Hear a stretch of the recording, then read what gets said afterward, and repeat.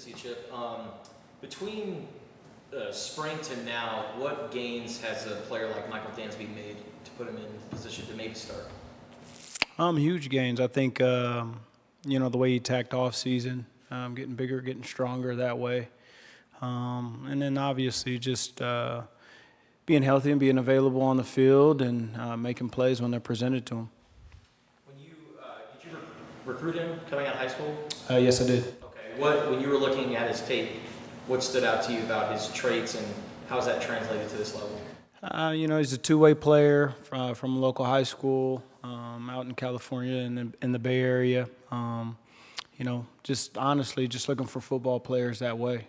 His ability to make plays on both sides of the ball, and then obviously getting a chance to meet him and spend time with him and his family. Just realizing, how he could make us better at the last place, and getting to build a relationship with him that way. Is cornerback a position where you can rotate players in the game? And do you envision possibly doing that with the group that you have currently? Sure, you most definitely can.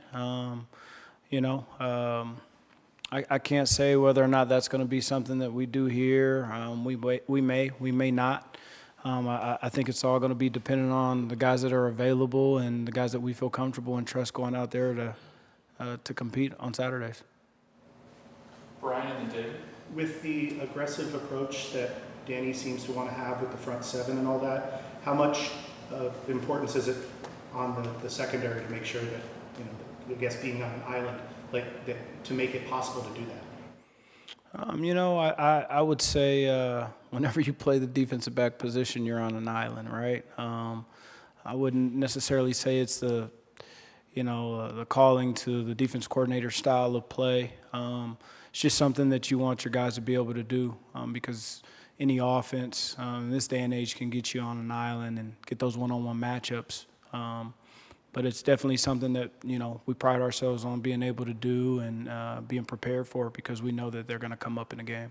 Is it almost a case where your corners should be treating it like there isn't anybody rushing the quarterback and he's got all that time and I need to stay with my guy no matter what? Sure, as long as that receiver's still running around, he's wide-eyed. The mentality is that the ball is still live and it's coming my way.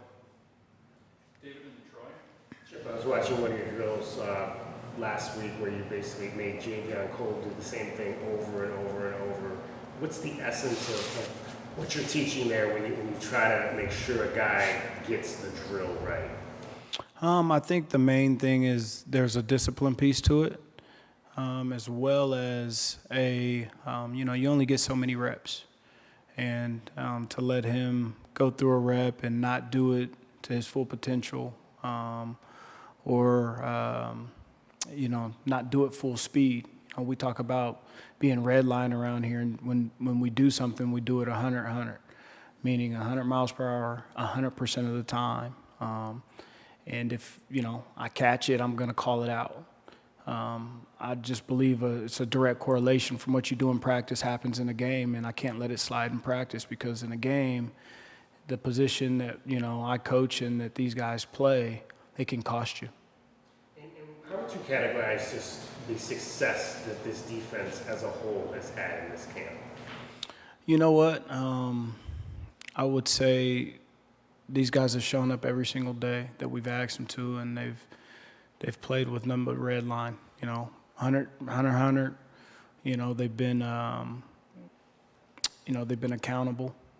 And the most important thing to me is when we've called things out, these guys have owned it and they've made an attempt to fix it, and that's all you can ask these guys to do. I don't think we're anywhere near where we want to be. We still have some days left, and we're gonna attack and approach it as such. But these young men are definitely showing up every day, giving us everything they got. You guys kind of added a lot of depth there at the corner position in the transfer portal to help out that unit from last year. You feel deeper going into this year than you were in comparison to last year? Absolutely. And just the guys that have transferred in, you talked about Dansby, can you talk about the others and what they brought to the table? I think all of them, bring something very, very, unique in their own different ways. But I think the most, the important thing that we've added is just some experience to the room. Some guys that have played collegiate ball, played in games, and they've really adjusted well. And they're guys that are, competing their butts off every single day to make plays. Jason and then Justin. Without naming names, how much separation would you say is there in the cornerback room, 2 weeks until the game? Not a lot, man. I'd say I'm the best in the room. And I'll tell you this, the guys that are out there showing up every day, the guys that are competing, they're giving us their all. I mean, we're very comfortable and excited about what we have. Can't wait to put it on display come Saturdays. What is your message to a guy like MGK? I mean, a lot of guys are kind of banged up or whatever it is, and without running field. What's your message to a guy like MGK who maybe sees these other guys compete, and it's probably a tough situation overall? I think the main thing is just getting healthy, being healthy, staying focused, and handling what's right in front of you, controlling the controllables. I think a lot of times, especially for young men in the world that we live in with social media and instant gratification, to want what others have or to want the things that I want right now. But taking his time, getting healthy, making sure that when he is available that he's putting his best foot forward. But he's doing an awesome job. There isn't a guy that's more present. He actually bugs me when he gets out to practice because I can't move around because he's literally in my hip pocket. So, he's doing an awesome job that way. Justin and Michael. And when he gets back and when he gets healthy, just being here for a year, I know he's been bouncing around from school to school now, but he's here for another year. What's the next year for a player like him? I think sky's the limit. You talk to MGK, I think he'd tell you the same. I'm just excited at the opportunity to, still be playing this game, but playing in a system that he knows with a coach that he's comfortable with, and just being back out there on the turf with his guys. And then what stands out to you about a guy like Aiden Garnes and his skill set to be able to play both slot corner and boundary corner?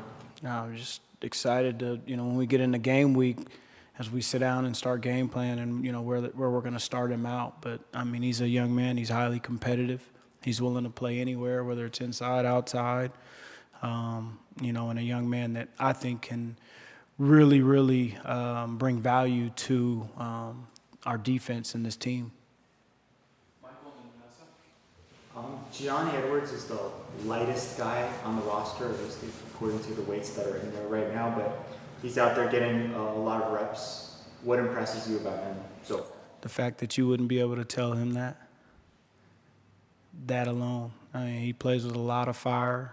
He's very, very competitive.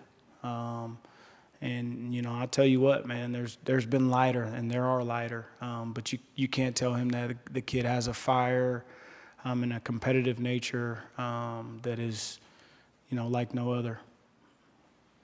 Vanessa. Hi, Kate and I. Going off what you said about bringing guys with experience and Aiden Grimes being one of them, going off of what you said, what are you seeing from him that he's bringing from his experience and helping his teammates? Absolutely. As a young man, I just spoke about Gianni Edwards, taking guys like that under his wing, helping them out, guys at other positions. He has a natural leadership capability that he brings to the table that's just awesome. It's you hope to have multiple guys like that in the room, but when you're bringing a new guy into the fold that's unfamiliar to the terrain and the other young men in the room, he takes it upon himself to lead, servant leadership. He goes out of his way. He does the things that we may not necessarily ask of him, and that's what's really, really cool about Aiden.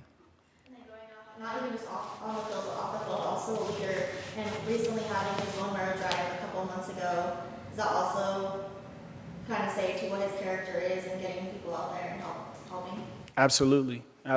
I know that's something I spoke about previously and just speaking to who he is and the type of heart that he has. But, I mean, here's a young man that has gone through a lot of things himself, but he has a heart and a mind, for others. And that was at the last place, and it's extended to this place. And that's something that, we're blessed to have in our program, young men like Aiden Garnes, and, really, really proud of him that way. We'll go to Justin for our last question. So what is it like seeing the receivers that the offense added and going up against your guys? It's awesome. It's exciting. Every single day, there's a battle, right? Every single rep, there's a battle. And I truly believe in iron sharpens iron. And I'm excited about the pieces that we have on that side. Coach Dagey and Coach Wade have done an awesome job of putting together a group that complements each other. And excited to see what those guys do come Saturdays this fall. And then you were with Coach Brennan at San Jose. Obviously, you're with him now. How would you assess his culture and what he did at San Jose State and just kind of what he's been able to do over the last year? You know what? Coach Brennan's able to bring people together. He's able to bring people together from all different walks of life. He's truly a leader that way. And you hear the cliche quotes of players coach and all that. I mean, I think he's a coach's coach too. There isn't a better human being that's out there that lets us as coaches be fathers. Lets us be husbands, and that's important, especially in this space that we're in. But then you watch him lead our team. You watch him put himself out there, to make sure that our guys have what they need. That's all you can ask for. And that's a guy that you want to go to war for. And I truly feel that way. And I know our staff does, and I know these players do. All right, thank you, Coach. Thanks, Chip. Thank you, guys. Thank you.